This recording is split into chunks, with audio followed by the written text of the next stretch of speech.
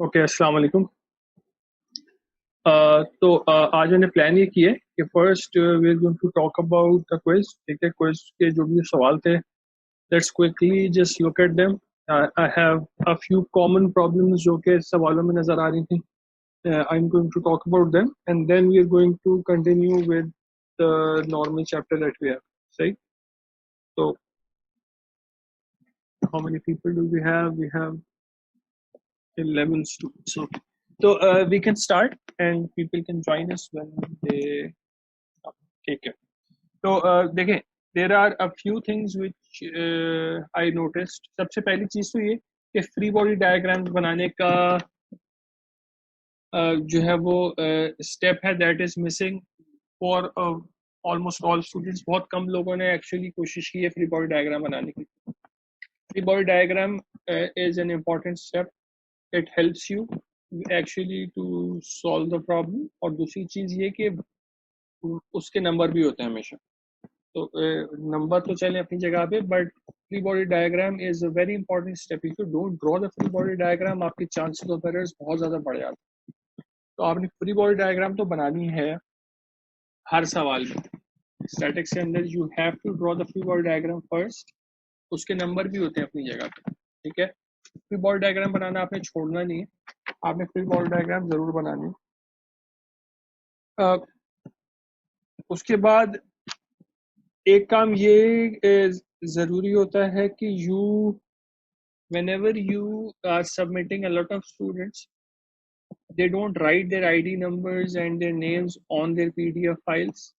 So from here on out this is going to be necessary कि हर page के ऊपर आप अपने नाम और ID नंबर जरूर लिखें और that should be visible. ठीक, क्लैरिटी का ख्याल रखें। कुछ लोग इतना रफ काम करते हैं कुछ समझ में ही नहीं आ रहा होता कि क्या किया हुआ है, और वो ना पेजेस के ऑर्डर का ख्याल होता है, कई दफा पेजेस भी आगे पीछे हुए होते हैं। there were a few cases this time around as well जो कि PDF submit नहीं कर रहे। I don't understand the reason behind it. You have to submit a PDF. When it is asked to submit a PDF, please do that. Text box में बहुत सारे लोगों ने आंसर नहीं लिखा फॉर सम रीजन। हालांकि आपको बोला हुआ था टेक्स्ट बॉक्स के अंदर आप आंसर लिखें। कुछ लोगों ने सिर्फ एक, तीन में से सिर्फ एक रिएक्शन फोर्स लिख दी टेक्स्ट बॉक्स के अंदर। That is also not okay. ठीक है, तो जो चीज़ कही जा रही है उसको इंस्ट्रक्शंस को प्लीज सही से फॉलो करें। ये तो जेनेरिक चीजें थी। अब जरा क्वेश्चंस पे आ जाते हैं। अब क्वेश्चंस में what do we need to understand. इस सवाल के अंदर क्या मसला था? इस सवाल के अंदर लोगों का मसला ये था कि दे डिड नॉट अंडरस्टैंड कि रिएक्शंस क्या है। Everybody took reactions at O and G। ऐसा होना नहीं चाहिए। ठीक है, आपको बोला हुआ इस क्वेश्चन के अंदर, तो क्वेश्चन सेट के there is a fix support at O। आप लोगों के पास एक पूरा टेबल गिवन है व्हिच सेज कि फिक्स सपोर्ट का मतलब ये होता है कि there is going to be a vertical reaction here, there is going to be a horizontal reaction here, and there is going to be a moment reaction here. So this is going to be OY, OX, and MO. This is written. This says it that fixed support है O के ऊपर। ठीक है, question के अंदर भी ये चीज स्टेटेड है। G के ऊपर तो किसी किस्म का कोई रिएक्शन ना ड्रॉ किया हुआ है ना फिर स्टेटमेंट में लिखा हुआ है। तो taking a reaction at G does not really work. That is wrong. इस क्वेश्चन के अंदर यहाँ पे एक वेट गिवन था, लोगों ने वेट भी नहीं लिया, क्वेश्चन पढ़ा ही नहीं। If you don't read the question you are never going to get the correct answer. You have to spend time understanding what the question is saying. ठीक है, उसका बहुत बड़ा मसला था। देयर इज अ प्रॉब्लम जिसके अंदर एक फोर्स ये वाली लग रही है, एक एंगल के ऊपर लग रही है। This angle I think is 45 degrees. तो अब ये जो फोर्स है इसके दो कंपोनेंट्स बनेंगे। यू हैव टू अंडरस्टैंड कि अगर मैं O के अबाउट मोमेंट ले रहा हूँ तो इसके दोनों कंपोनेंट्स के जो है वो मोमेंट निकल के आएंगे, हॉरिजॉन्टल का भी वर्टिकल का भी। तो you can't just take moment of one component, दोनों कंपोनेंट का मोमेंट देना जरूरी। ठीक है, तो जो आपका हॉरिजॉन्टल कंपोनेंट है उसका डिस्टेंस ये हो जाएगा, परपेंडिकुलर डिस्टेंस। और जो वर्टिकल कंपोनेंट्स हैं, for example if this vertical component, इसका O से परपेंडिकुलर डिस्टेंस ये हो जाएगा और इस वाले का परपेंडिकुलर डिस्टेंस ये हो जाएगा। ठीक है, वंस यू गेट दिस ये फ्री बॉडी डायग्राम अगर आप सही से बना लेते हैं then the question is straightforward. वो काम सबने किया कि समेशन एफ एक्स भी बनाया, समेशन एफ फाइव भी बनाया, समेशन एम भी बनाया. But if you don't get this free body diagram at the start right then पूरा सवाल गलत हो जाएगा. दूसरे सवाल को देखिए. इस सवाल के अंदर व्हाट डू वी हैव. इस सवाल के अंदर we have pin support at O, ठीक है, और आपके पास ए के ऊपर सिर्फ एक वॉल है जिससे रिएक्शन आ रहा है. तो पिन सपोर्ट है, pin support is going to be like this. Reaction आ रहा है तो reaction is going to be X. ठीक. This force is acting at the centre. ये लिखा हुआ नहीं था, I should have written it, but लोगों ने इसको सेंटर में ही कंसिडर किया है. अब इस वाले केस में क्या प्रॉब्लम थी, लोगों से डिस्टेंसेस सही से कैलकुलेट नहीं हुए. डिस्टेंसेस क्यों कैलकुलेट नहीं हुए? देयर इज, आपके पास ये एंगल गिवन है 30 डिग्रीज. ये लेंथ जो है 0.4 मीटर्स है, लिखी हुई भी थी टेक्स्ट में कि O A is 0.4 metres and O B is 0.2 metres. तो this is 0.4. There is a triangle forming जिसका एक एंगल 30 डिग्रीज है. तो you can find out what is these two sides. अगर आप इस f का डिस्टेंस निकालना चाह रहे हैं, f का परपेंडिकुलर डिस्टेंस ये है, तो दिस परपेंडिकुलर डिस्टेंस, इसके लिए क्या आपके पास होगा, ये 0.2 है यहाँ से यहाँ तक, सेंटर में लगा हुआ है ना. If this is 0.2 and the angle is the same, perpendicular distance ये वाली साइड है, दिस इज 0.2 sin 30. सेम चीज इस वाली साइड में भी है कि it is something like this. This is 0.2 meters, this angle is 30 and you have to find out this side. अब ये एंगल 30 क्यों है? ये एंगल 30 इसलिए है कि whenever we have two sides, two lines जिनके बीच का एंगल हमें पता हो, तो इनके जो परपेंडिकुलर्स होते हैं इनके बीच में भी सेम एंगल होता है. This we have talked about previously as well, but perpendiculars के बीच में एंगल सेम रहता है. इस सवाल में सिर्फ ये पॉइंट थे. If you made the free body diagram correctly and identified the angles correctly, you got the answer. इस वाले सवाल में देखिए क्या है. इस सवाल के अंदर we had a pen at C, ठीक है ना. फ्री बॉडी रिजिड बॉडी उन्होंने बताई हुई है BCD. तो this is your rigid body which you need to solve. कुछ लोगों ने ए को भी उसमें, ए बी को भी उसमें शामिल कर लिया. ए बी की नहीं, this is the rigid body that you need to solve.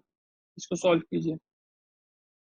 There is the cable A B. तो केबल को तो हम रिजिड बॉडी में नहीं सॉल्व करते ना, केबल को तो हम टेंशन लेते हैं. तो लोगों ने इसमें ए बी को भी रिजिड बॉडी का पार्ट कंसिडर करके ए के ऊपर रिएक्शन कंसिडर कर लिया. ठीक है, that is not how it is going to work.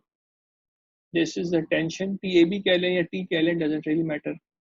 3 reaction है एंड करना क्या पड़ेगा आपको, summation X, summation F X, summation F I करना पड़ेगा, और एम सी कर लें. समेशन एम सी करेंगे तो आपके सी पे जब रिएक्शन ले रहे हैं, टी के 2 कंपोनेंट बनेंगे.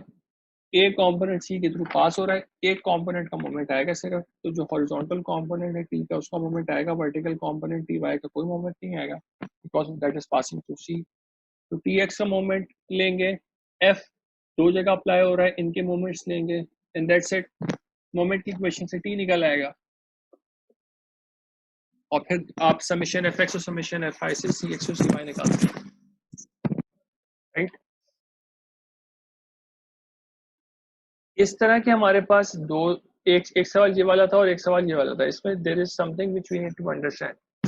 और वो ये है कि whenever you have basically a surface जिसके ऊपर आपकी बॉडी रखी हुई होती है, then the reaction is normal to the surface. You have to take the reaction normal to the surface. यहाँ पे रिएक्शन ये नहीं हो सकता, this is wrong. Sorry, upward direction में अगर हम लें, this is not right. So the reaction is going to be perpendicular to the surface हमेशा. ठीक है, जब सिर्फ सरफेस का रिएक्शन आप लेते हैं, सरफेस का परपेंडिकुलर होता है रिएक्शन हमेशा। तो this is let's say R reaction at C, ठीक है, और ए के ऊपर it's just A X and A Y, right. तो उसके बाद क्वेश्चन में कोई इतनी खास चीज बच नहीं जाती, then it is very straightforward. एक चीज और बाकी रहती है, वो ये है कि सिंस हॉरिजॉन्टल का एंगल 30 डिग्रीज है सरफेस के साथ, तो इनके जो दो परपेंडिकुलर्स हैं, हॉरिजॉन्टल का परपेंडिकुलर वर्टिकल हो गया और सरफेस का परपेंडिकुलर रिएक्शन हो गया, इनके बीच में भी एंगल 30 डिग्रीज हो, ठीक है। This was important. यहाँ पे एक मसला जो इस सवाल में हुआ था, कोई एंगल ठीक नहीं दिया हुआ था, इस एंगल को हॉरिजॉन्टल के साथ 30 डिग्री कंसीडर किया हुआ था लोगों ने। कुछ people said if this is like this angle was taken as 30 degrees, which is wrong and it will not work, ठीक। तो this is something which we need to consider कि तो ये रिएक्शन होगा, NC कह लें, RC कह लें, we normally take NC, this angle is 30 degrees, इसके दो कंपोनेंट्स बनेंगे C के ऊपर, तो NC का X कंपोनेंट बनेगा, Y कंपोनेंट बनेगा, तीन इक्वेशंस लिखें, Fx Fy और MA कर लें, MA करेंगे तो डायरेक्टली NC पता चल जाएगा, ठीक। So this is something you need to consider कि reactions जब होते हैं तो the reactions are always going to be perpendicular to the surface. In this problem क्या है, प्रॉब्लम में आपके पास उन्होंने बोला हुआ है कि हमें ABC को सॉल्व करना है। This is our rigid body ABC, B के ऊपर पिंड है, ठीक है, एक केबल है ADC, एक केबल है, उसमें एक फोर्स होगी, लोगों ने इस फोर्स को खामखा कॉम्प्लिकेट किया, लो आप लोगों ने अपने लिए, आपने इसको AD कंसीडर किया है, आपने इसको CD कंसीडर किया है। Why do we need to do it? एक सिंगल केबल पास हो रही है, take it as T, tension ले, टेंशन होती है ना, एक सिंगल केबल के अंदर सिंगल फोर्स हो सकती है, तो there is no need to complicated कि आप पहले FAD और FCD अलग अलग रख के सॉल्व कर रहे हैं पूरा सवाल। जब इक्वेशंस बन जाती हैं उसके बाद आप कहते हैं since FAD is equals to FCD, then फिर it you solve going forward, you don't need to do this. एक केबल है, बोला हुआ है कि स्टैटिक्स की बात हो रही है, स्टैटिक्स के अंदर भी take the tension to be same. जब डायनेमिक्स में जाते हैं तब केबल के अंदर एक साइड ज्यादा टेंशन दे रही होती है because it is turning as well. तो अभी हम डायनेमिक्स में नहीं जा रहे, तो in statics you just take the tension on both sides to be the same, दोनों को T ले लीजिए एंड दैट्स डन। तो आप उसके बाद three unknown and you can solve the three unknown. आप मोमेंट B के ऊपर ले लेंगे तो आपको सिर्फ एक फोर्स बचेगी T, आपको T निकाल सकते हैं, और बाकी Fx और Fy से आप अपने जो वो है रिएक्शन फोर्सेस Bx और By वो निकाल सकते हैं।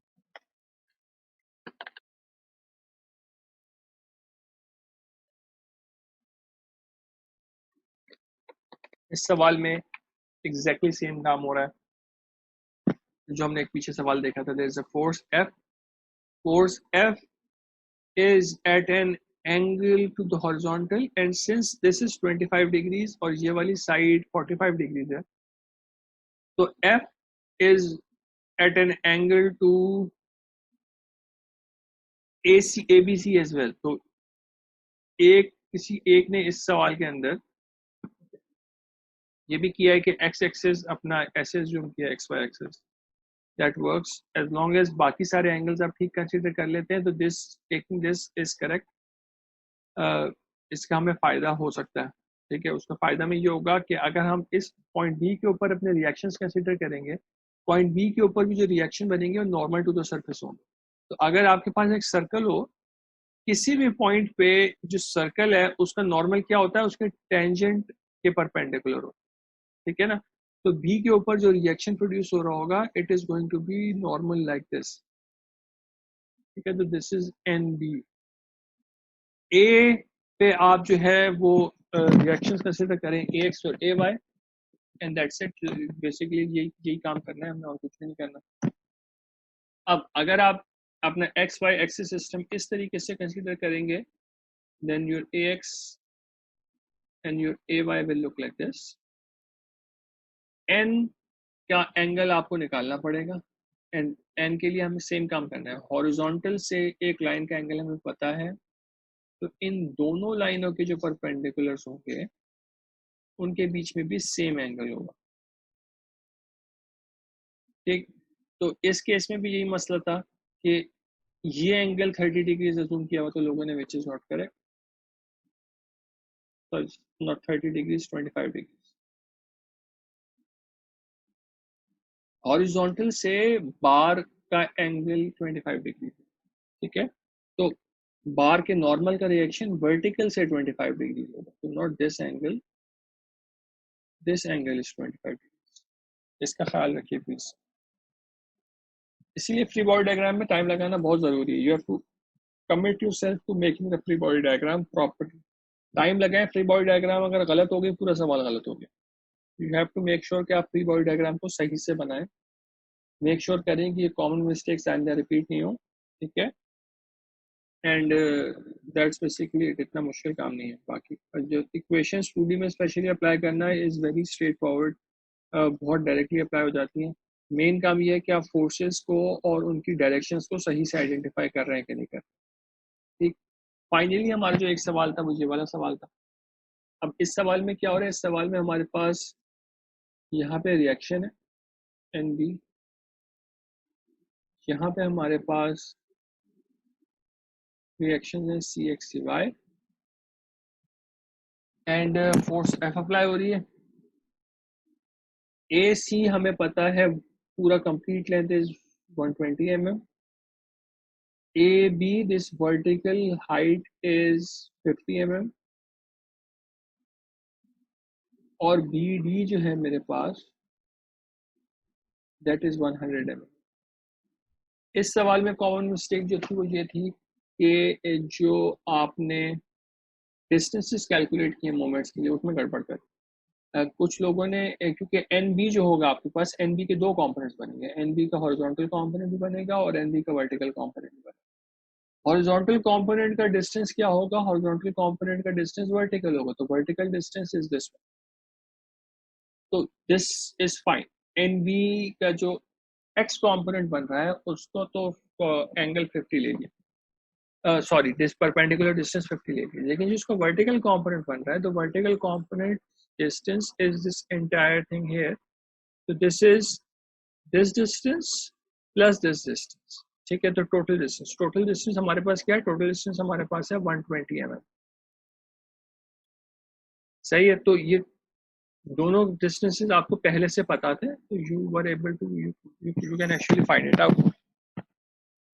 एक किसी ने ये किया था कि इसमें देखा कि एन बी के परपेंडिकुलर कौन सा डिस्टेंस अवेलेबल है। एन बी के परपेंडिकुलर डिस्टेंस ये वाला है,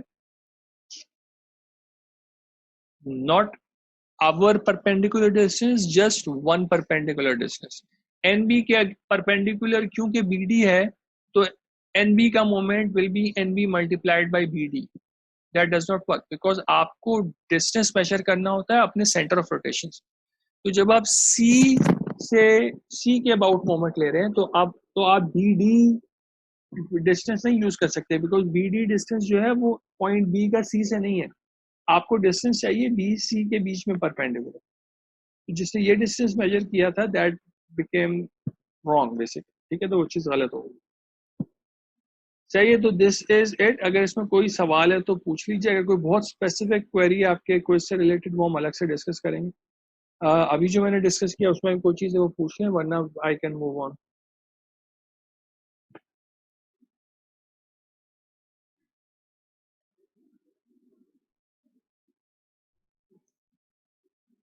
okay,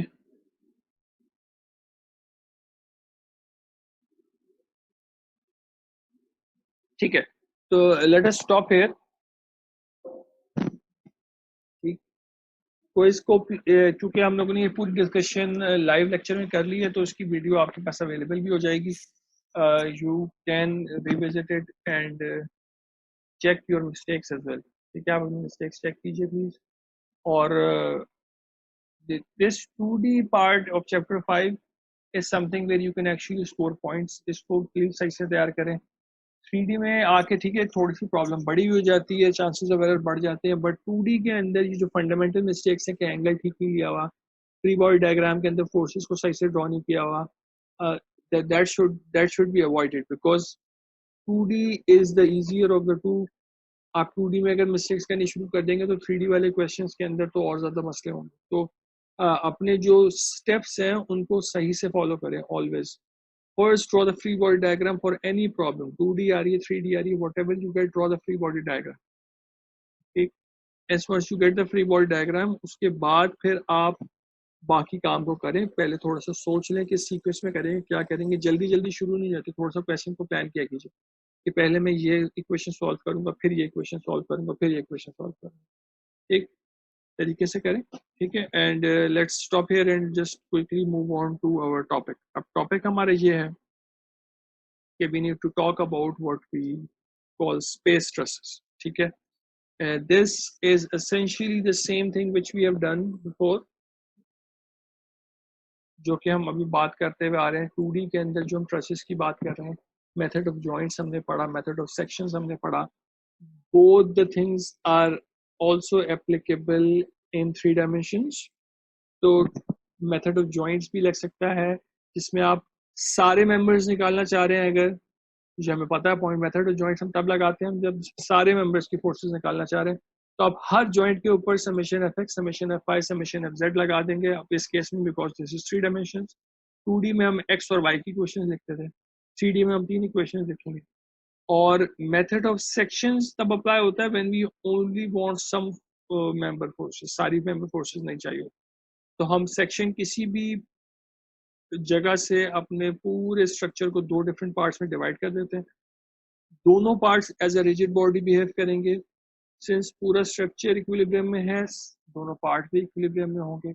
and we can solve any of the two parts using the rigid body equilibrium equations, which is summation fx, fy, fz equals to 0 and mx, my and mz equals to 0.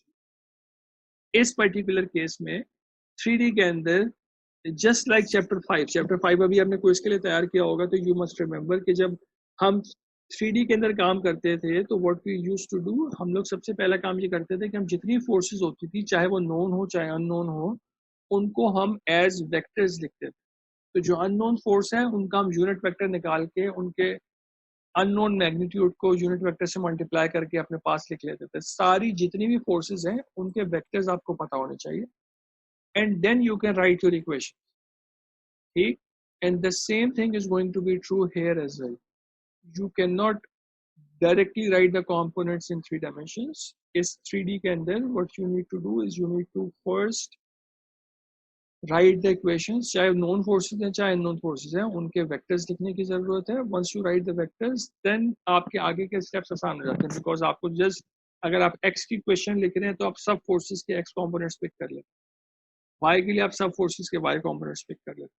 तो 3D के अंदर actual equation writing का काम ज्यादा आसान है because आप components पहले से निकाल चुके हो.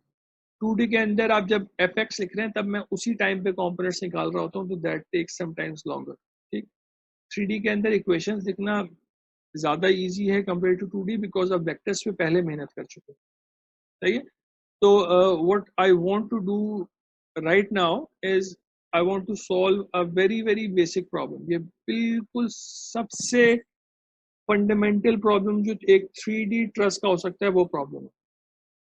जिस तरीके से 2D के अंदर हमारी सबसे बेसिक ट्रस क्या होती थी, the most basic truss is a triangle. You can make large truss structures by stacking triangles upon triangles upon triangles. आप इनका कॉम्बिनेशन बनाते हैं triangles का, you get a truss. और अगर triangles को यूज करते हुए ट्रस बन रही होती है उसको हम सिंपल ट्रस कहते हैं. ठीक है.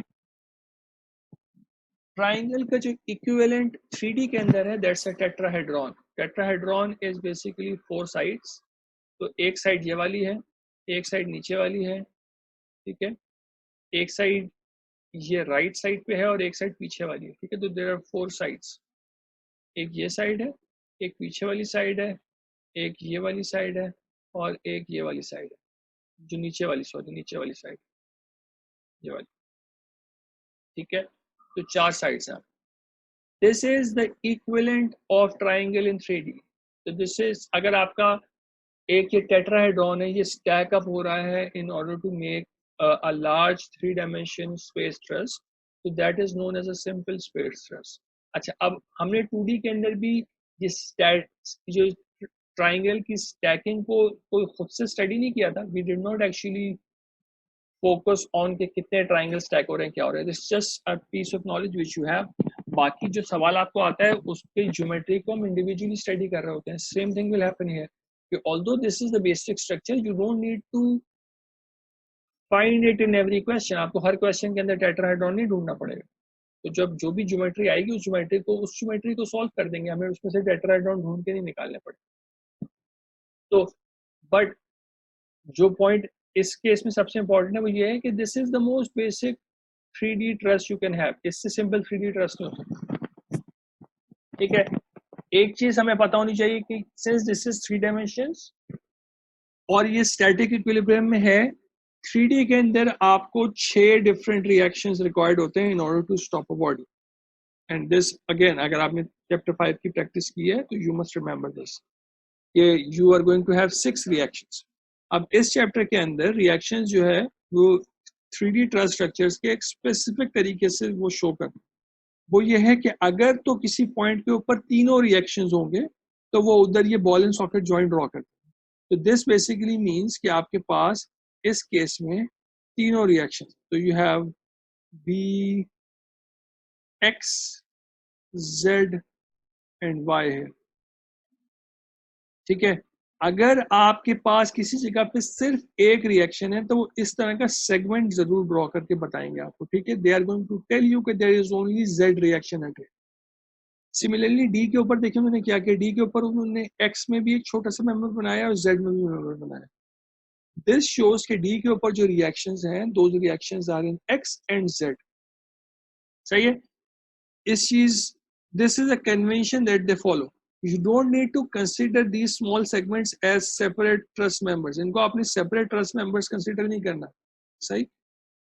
आपका ट्रस्ट स्ट्रक्चर वही है जो कि ये लेबल्ड पॉइंट्स के बीच में आ रहा है, ठीक है। तो ये जो सपोर्ट के साथ छोटे सेगमेंट्स कनेक्ट हो रहे हैं, these are just there to provide reactions। तो हमारे पास इस पर्टिकुलर केस में ए के ऊपर सिर्फ एक रिएक्शन है, बी के ऊपर 3 रिएक्शंस है और डी के ऊपर भी 2 रिएक्शंस है। तो there are 6 reactions in total, ठीक। हमें करना क्या है, हमें करना ये है कि under the influence of force which is 600I plus 450J minus 750K, ठीक है, under the influence of this particular force हमें ये काम करना है कि हमें अपने सारे मेंबर की फोर्सेस निकालनी। सारे मेंबर की फोर्सेस का मतलब ये कि हमें 1 2 3 4 5 6 फोर्सेस फाइंड करनी। सारी फोर्सेस फाइंड करनी है। Method of joints is the preferred way to solve this. Method of joints के लिए if you remember in 2 dimensions हम क्या करते हैं, हम लोग एक सीक्वेंस ऑफ जॉइंट्स आइडेंटिफाई करते हैं, किस जॉइंट से शुरू करें और फिर किस सीक्वेंस में मूव करें। 2D के अंदर at a point we can only solve 2 unknowns, ठीक है, बिकॉज हम समेशन एफ एक्स और समेशन एफ वाई हर पॉइंट पे सॉल्व कर रहे हैं।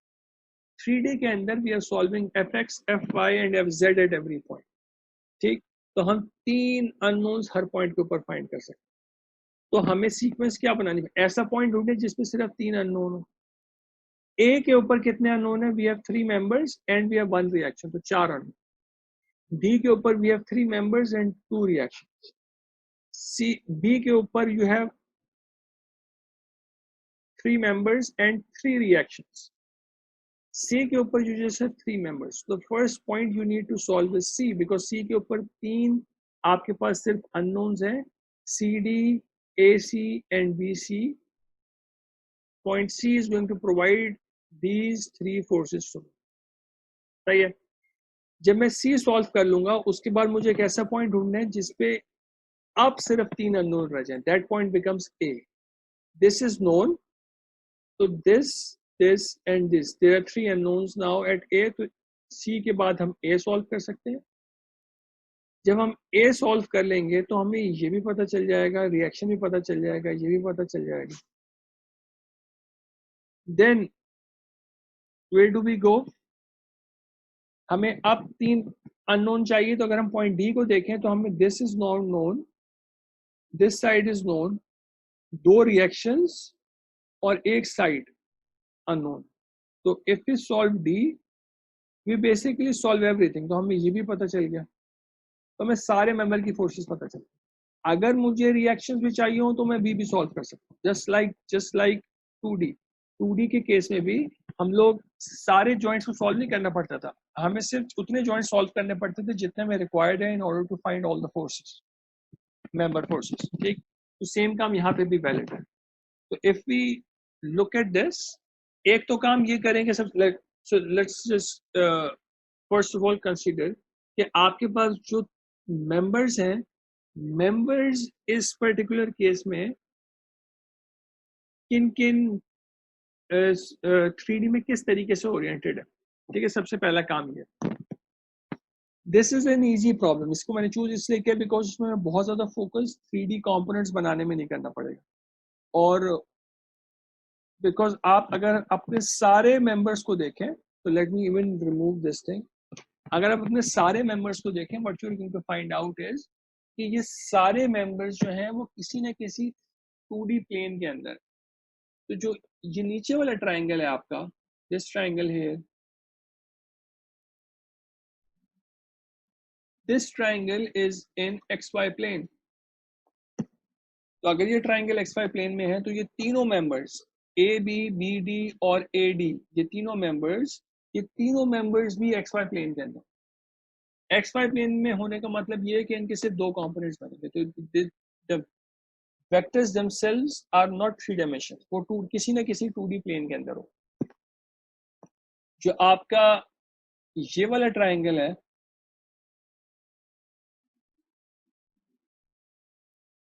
दिस वन मैं थिक कर दिया थोड़ा सा. This triangle is in YZ plane. तो इस ट्रायंगल के अंदर जितनी भी फोर्सेस आ रही हैं वो YZ प्लेन के अंदर होंगी. ठीक है. तो हमने 5 फोर्सेस ऑलरेडी कंसीडर कर ली. एक फोर्स बच गई which is this one, this side which is AC. AC को अगर आप देखें, point A is located on the x-axis, point C is located on the z-axis. ठीक है. तो सिंस ये दोनों एजेस जो हैं किसी न किसी एक्सिस को पास कर रहे हैं, तो this particular member can not have a y component because ये पूरी की पूरा मेंबर जो है वो AZ प्लेन के अंदर है. तो this is in XZ plane के अंदर. तो आपके पास जितने भी मेंबर्स हैं वो सारे के सारे मेंबर्स किसी ना किसी प्लेन के अंदर है. तो you don't need to worry a lot about the components in this case. ठीक है. इस केस में कंपोनेंट्स बनाना इतना ज्यादा मुश्किल नहीं होगा. We can even draw the components directly if you want. अच्छा, एक तो चीज ये हो गई कि कंपोनेंट्स किस तरीके से बनेंगे. दूसरी चीज ये है कि आपके पास ओरिएंटेशन कैसे डिसाइड होगी. आपको पता क्या है? आपको पता है कि वर्टिकल हाइट 8 है और दूसरा डिस्टेंस जो गिवन है वो 6 है. ठीक है.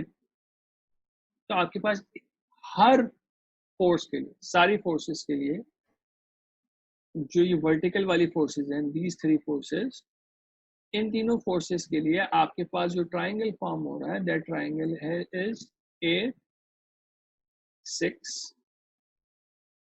which is basically 4 and 3 and this is 5.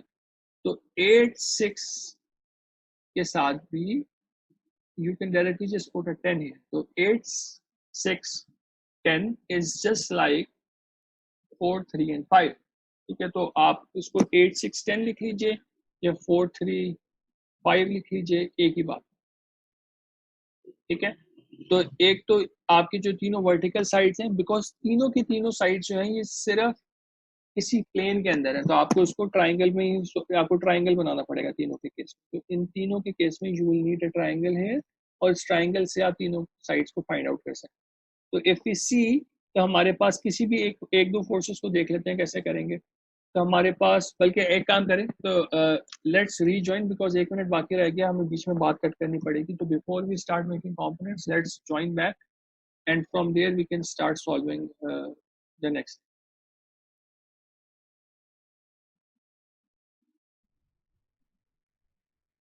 Please write your attendance in this section.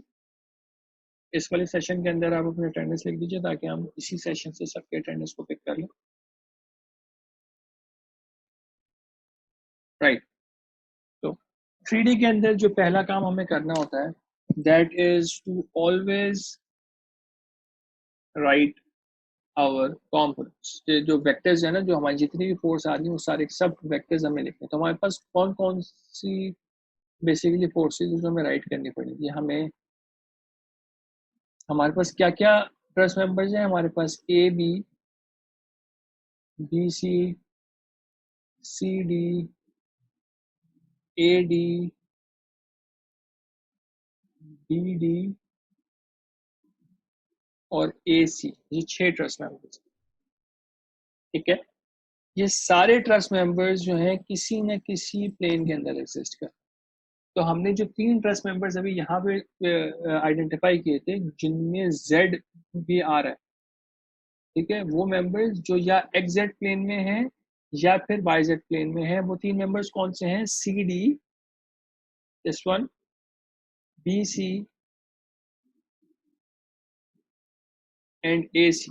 Basically वो मेंबर्स जिनमें पॉइंट सी आ रहा है। These members are going to follow the 3 4 5 triangle। ठीक है, तो अगर मैं साइड बी सी को देखूं, अगर मैं बी सी को चेक कर रहा हूं, B C exist in Y Z plane. ठीक है, वाई जेड के अंदर एग्जिस्ट कर। अब इधर आके एक जो चीज है ना, वो थोड़ी सी क्रिटिकल हो जाती है। वो चीज क्रिटिकल होती है कि there are actually 2 forces here. C के ऊपर भी फोर्स है और बी के ऊपर भी फोर्स है। अगर आप मेंबर को टेंशन में एज्यूम करते हैं, तो वी से कि जो फोर्स होगी वो अवे फ्रॉम द पॉइंट होगी। We have talked about this in the 2D part as well. जब भी टेंशन होगी, force is going to be away from the point. अगर आपको अननोन है सारी फोर्सेस, हम इनिशियली क्या काम करते हैं? फोर्स को टेंशन में एज्यूम करते हैं। अगर कंप्रेशन में हमें फोर्स पता है, तो हम into the point arrow को डायरेक्ट करते हैं। अब this side itself is not an issue, ये साइड का मसला नहीं है। तो this side B C is not the issue. इसका, तो this is 3, this is 4 and this is 5। मसला ये है कि you will need to consider कि there are actually 2 forces here, दोनों एक दूसरे का नेगेटिव है। ठीक है, तो डायरेक्शन चेंज हो रही है। तो जब भी आप फोर्स बनाएंगे, तो you are going to have to make sure कि आप डायरेक्शन को सही से आइडेंटिफाई करके रखें। तो आप वेक्टर अगर बना रहे हैं किसी भी फोर्स का, तो they are going to be essentially 2 vectors for each force. You don't need to write both of them, you just need to understand कि आप कौन सा वाला लिख रहे हैं। तो अगर सी डी लिख रहा हूं, तो लेट्स से कि मैं बी सी लिख रहा हूं। ठीक है, तो I am trying to write the force B C. तो this is F B C. If I write it at C, तो जब मैं बी पे लूंगा तो मैं उसको नेगेटिव कंसिडर कर रही हूँ। ठीक है, बिकॉज बी के ऊपर उसका साइन चेंज होता है। तो if I just write this force at point C, अगर मैं पॉइंट सी के ऊपर ये फोर्स लिख रहा हूँ एफ बी सी, इसका इसका y कंपोनेंट जो है that is going to be positive, और z component is going to be negative अगर मैं c के ऊपर लिख रहा हूँ। अगर मैं इस फोर्स को b के ऊपर लिखूंगा, तो z कंपोनेंट पॉजिटिव हो जाएगा और y कंपोनेंट नेगेटिव हो जाएगा। तो you have to be careful कि आप किस पॉइंट के ऊपर फोर्स लिख रहे हैं। ठीक है, आप फोर्स बना लीजिए किसी एक पॉइंट के ऊपर, और जब भी दूसरा पॉइंट आएगा, तो then you can just take the negative sign, और बट नेगेटिव साइन लेने का ख्याल आपको करना पड़ेगा। ठीक, तो if we have this, so हम let's say कि we are trying to write our force, so this is 3, this is 4, this is 5, so this becomes FBC magnitude multiplied by 3 upon 5 in J, सही है, minus FBC 4 upon 5 K. This is at C.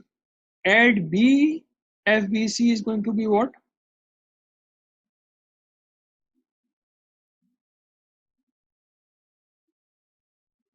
Y component negative हो गया और Z component positive हो गया.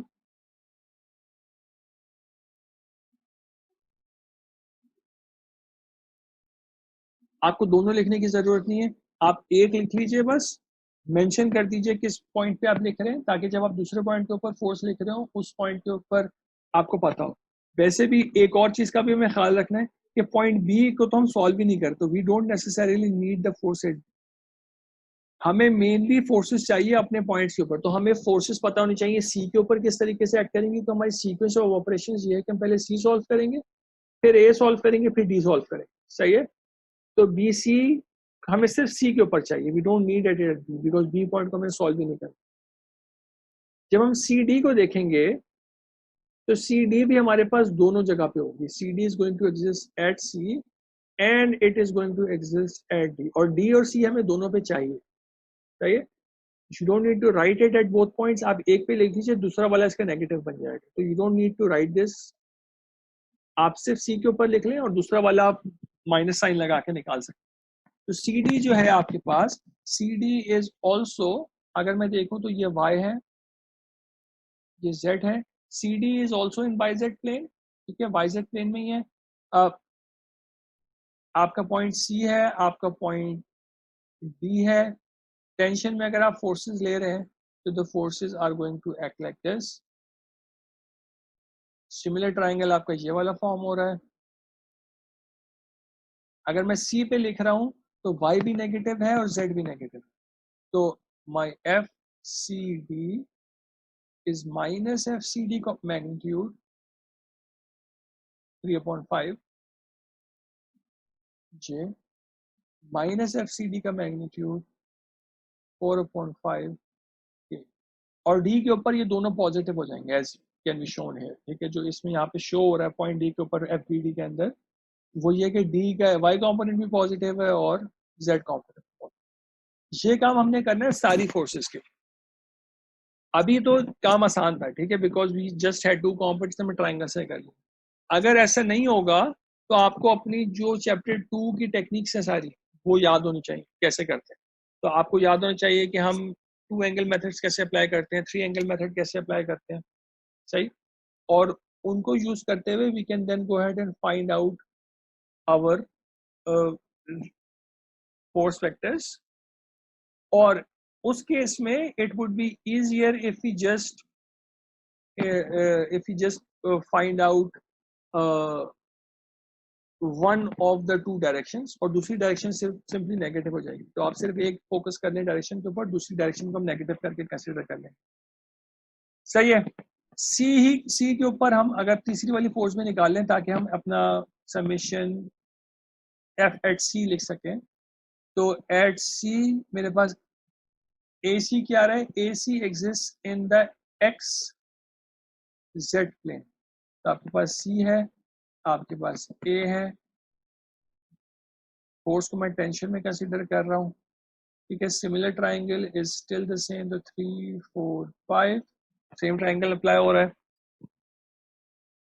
Eight C F A C is equal to, C के ऊपर A C में एक्स कंपोनेंट हमारा पॉजिटिव है बिकॉज एक्स की डायरेक्शन ये है, और हमारा कंपोनेंट जो है वो लेफ्ट साइड पे डायरेक्टेड है, एक्स भी लेफ्ट पे डायरेक्टेड है और सी के ऊपर फोर्स भी लेफ्ट की तरफ डायरेक्टेड है. तो एक्स कंपोनेंट पॉजिटिव है और जेड कंपोनेंट नेगेटिव है. तो positive X component F A C 3/5 I minus F A C 4/5 ठीक है, तो आपके पास ये वाला काम हो जाएगा. तो once this is done, then we can go ahead and we can write summation fx equals to 0 at c. तो at c we are trying to solve. सही है. अब c के ऊपर हमारे पास तीन फोर्सेस एक्ट कर रही हैं, वो तीनों फोर्सेस को हमने टेंशन में कंसीडर किया हुआ है लाइक दिस. सही है. तो आप स्कीमेटिक ड्रॉ करना चाह रहे हैं, आप बिल्कुल कीजिए. There is a force f, there are three forces. इस स्कीमेटिक का हमें एक्चुअल सॉल्यूशन में उस तरह का एडवांटेज नहीं होगा, हमें सिर्फ ये फायदा होगा इस एफबीडी को बनाने का कि हमें ये पता चल जाएगा कि हमें कौन कौन सी फोर्सेस इसमें कंसीडर करनी है, हम कोई फोर्स भूले नहीं. अगर हम ये ड्रॉ नहीं करेंगे तो there is chance we forget a force. F is our applied force. ठीक है, it's 600 i plus something else. ठीक है, तो 600 हमारे पास इसका एक्स कॉम्पोनेंट है. तो अगर हम इसका समेशन एफ एक्स लिख रहे हैं तो हमारे पास इस अप्लाइड फोर्स का एक्स कॉम्पोनेंट आ जाएगा विच इज 600. बाकी तीनों फोर्सेस के एक्स कंपोनेंट्स आ जाएंगे. क्या बी सी के अंदर कोई एक्स कंपोनेंट है? नहीं है. सी डी के अंदर भी नहीं है. We have X component in A C, तो we have plus F A C 3/5 and this is equal to 0. ठीक है, तो हमारे पास अगर हम इस वाली चीज को सॉल्व करेंगे तो F A C becomes -600 into 5/3. ठीक है, divide this thing by 3 becomes 200, multiply by 5 becomes 1000, it becomes -1000. अच्छा, by the way the force was given in pounds, so this becomes in pounds. Initially हमने direction assume की हुई है, intention answer negative में आ रहा है.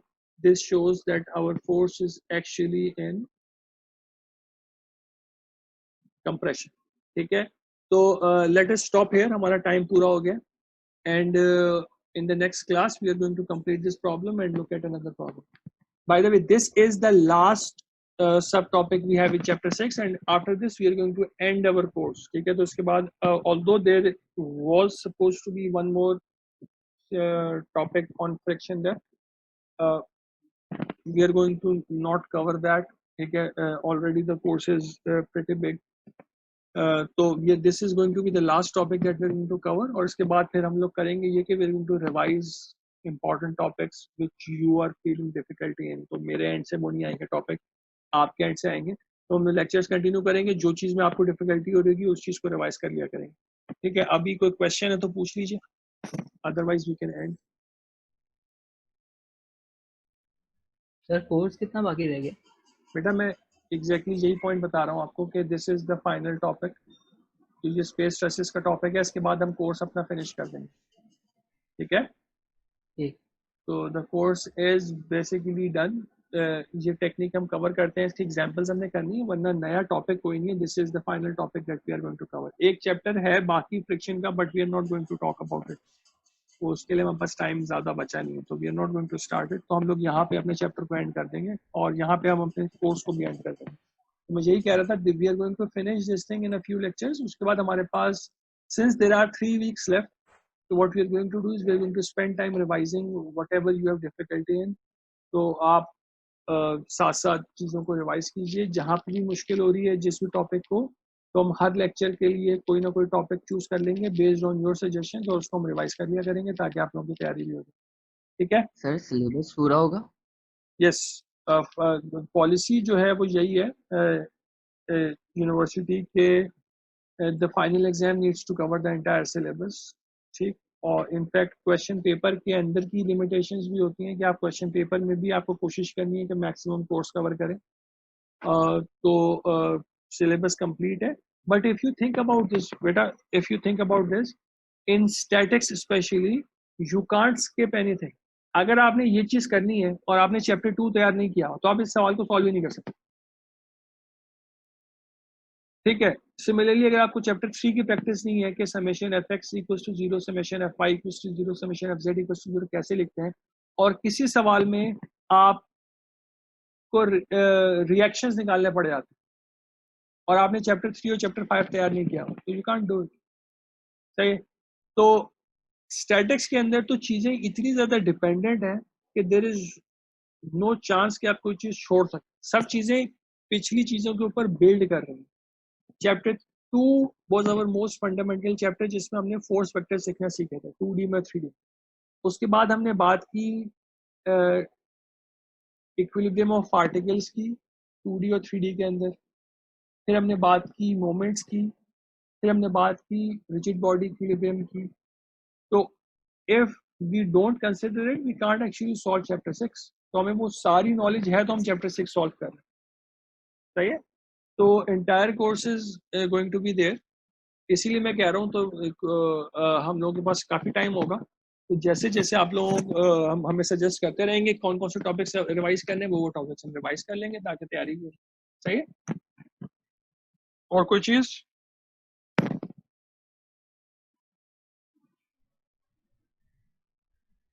ठीक है, चलें। तो if there is no further questions then we can end here and इंशाल्लाह कल की क्लास में फिर देखते हैं क्या करना है। अस्सलाम वालेकुम।